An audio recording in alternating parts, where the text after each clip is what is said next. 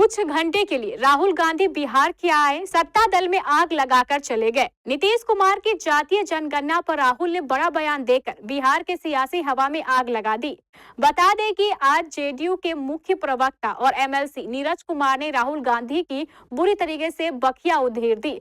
विशेष जानकारी दे रहे हैं पटना संवाददाता अमलेश आनंद। नमस्कार, आप देख रहे केबीसी न्यूज। मैं हूं अमलेश आनंद। देखिए, राहुल गांधी बिहार में राहुल गांधी का आगमन हुआ था और आगमन पर उन्होंने बापू सभागार में एक सभा को संबोधित किया था। उसके बाद लालू यादव से मिलते हैं। लालू यादव से मिलने के बाद तमाम तरह के बातें चलती है और एक सियासत ये निकल के आ जाती है राहुल गांधी के एक बयान पर कि जातीय जनगणना जो नीतीश सरकार की एक धुरी थी, एक परिकल्पना थी, उनको उन्होंने फर्जी बताया। इस मामले पर राहुल गांधी को क्या मुंहतोड़ जवाब मिला है नीरज कुमार की तरफ से? जेडीयू के एमएलसी नीरज कुमार क्या कुछ कह रहे हैं, जरा आप सुनिए। जिन्हें विस्तार से उन बातों को बताया, नीतीश निश्चय और जनता का विश्वास, यह जाति सर्वे का काम हमने पूरा किया। राज्य सरकार अपने खर्च पर बिहार में जाति सर्वे का काम करवाया और आप सब विदित है कि 2 अक्टूबर 2023 को इसकी रिपोर्ट राष्ट्रपिता महात्मा गांधी के जयंती के अवसर पर सार्वजनिक किया गया। अब माननीय राहुल गांधी जी कांग्रेस के अध्यक्ष हैं या माननीय राहुल गांधी जी बेचैन आत्मा है या बिहार के कांग्रेसियों को अज्ञानी कह रहे हैं कि आप लोग चंडूखाना बना के रखे हुए पार्टी को। बिहार कांग्रेस का कोई औचित्य नहीं रह गया है। अगर राहुल गांधी जी कहते हैं कि जाति सर्वे की रिपोर्ट फेक है, गलत है, तो सर्वदलीय सहमति में कैसे भाग लिए, मीटिंग में कैसे भाग लिए? या तो आपने कोई ज्ञान उनको नहीं दिया। आजकल ज्ञान में फंसे हैं ना, स्टेट और इसके मामले में एफआईआर दर्ज हो गया उन पर। तो ये अज्ञानी बता दिया बिहार के कांग्रेसियों को और इन लोग की जमीन नहीं जागी, हिम्मत नहीं हुआ। इसे लगता है नौकरी कर रहे हैं। सदाकत आश्रम में जो लोग कार्यरत कर्मी है वो नौकरी कर सकते हैं, एक राजनीतिक कार्यकर्ता कैसे नौकरी करता है? और हद तो तब हो गया, माननीय निहोरा यादव जी ने बताया कि लालू जी के घर पर गौशाला कुछ देख रहे हैं। लालू जी ये नहीं पूछे कि गाय का वो डिटेल लिखे है कि नहीं अपना डिटेल में। हम लोग को जारी करना पड़ता है हर साल, अपनी संपत्ति की विवरणी जारी करनी पड़ती है। तो गाय भी उनका अपना है कि दूसरे का है, ये भी जरा पूछ लेते। तो जिस तरह राहुल गांधी अपनी दादी इंदिरा जी के लिए आपातकाल लगाने के लिए माफी मांगे थे, तो राहुल गांधी ने अपने पिता के उस बयान, मंडल आयोग की कमीशन की रिपोर्ट के बारे में क्यों नहीं माफी मांग लिया? माफी मांगते आप कि हमारे पिता ने गलत बयान दिया था।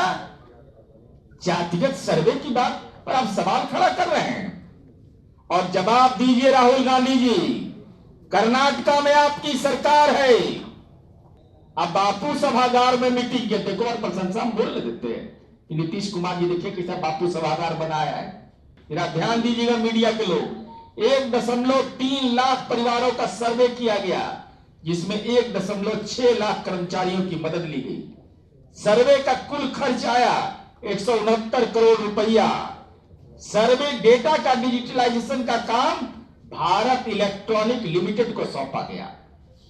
रिपोर्ट जारी करना था, यह दावा किया गया। अप्रैल 2016 में कर्नाटक पिछड़ा वर्ग आयोग के सचिव एच कंठराज ने कहा कि रिपोर्ट जारी करने का कार्य अंतिम चरण में है, 2016 तक रिपोर्ट सार्वजनिक हो जाएगी। लेकिन आज तक वह रिपोर्ट कर्नाटक की सरकार ने, जो तत्कालीन सरकार थी, उसने वह रिपोर्ट नहीं जारी किया। 2016 के बाद वर्तमान में जो सितामरैया की सरकार है, वहां क्यों नहीं लागू हुआ? राजीव गांधी क्यों नहीं घोषणा हुआ? वो रिपोर्ट क्यों नहीं सार्वजनिक हुआ? यह कारण क्या है, यह जानना बड़ा ही दिलचस्प है। आखिर कारण क्या है, रिपोर्ट ही जारी क्यों नहीं हो रहा?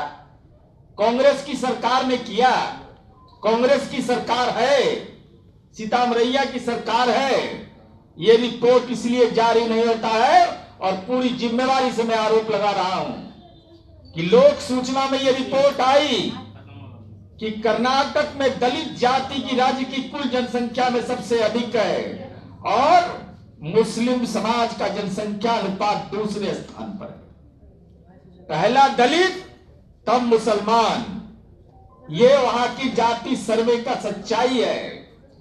अब कांग्रेस की रिपोर्ट इसलिए रिपोर्ट जारी नहीं कर रही है कि रिपोर्ट में दलित और मुस्लिम की आबादी सबसे ज्यादा है, जबकि कर्नाटक की राजनीति पर लिंगायत और बोकलिंगा समुदाय का पूर्ण प्रभाव कायम है।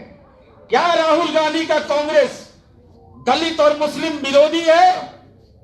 चूंकि दलितों की संख्या ज्यादा है, मुसलमानों की संख्या ज्यादा है, ये सार्वजनिक डोमेन में नहीं आए, पब्लिक डोमेन में नहीं आए, इसलिए तथ्य को छिपाने के लिए कर्नाटक में की गई जाति सर्वे की रिपोर्ट अब तक सार्वजनिक नहीं किया गया है।